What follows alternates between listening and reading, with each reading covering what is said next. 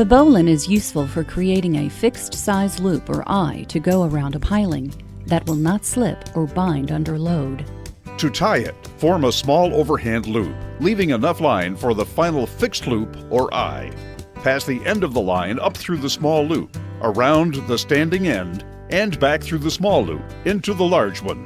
The bowline is superior to loops that slip and bind and can be easily untied after use.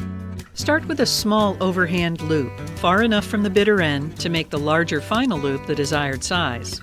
Continue to form the larger loop and pass the working part up through the smaller loop.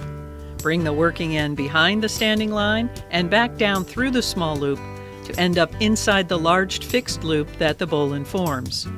To tighten, hold the bitter end and the large loop and pull the standing part of the line away from the knot.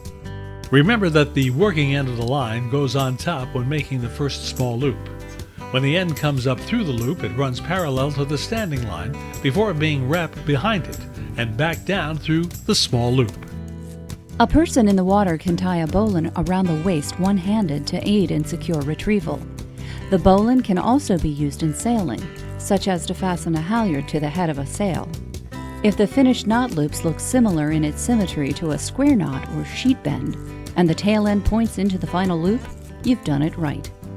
To untie, take the load off the bowline and it will easily release. An especially useful nautical knot, the bowline is worth mastering early.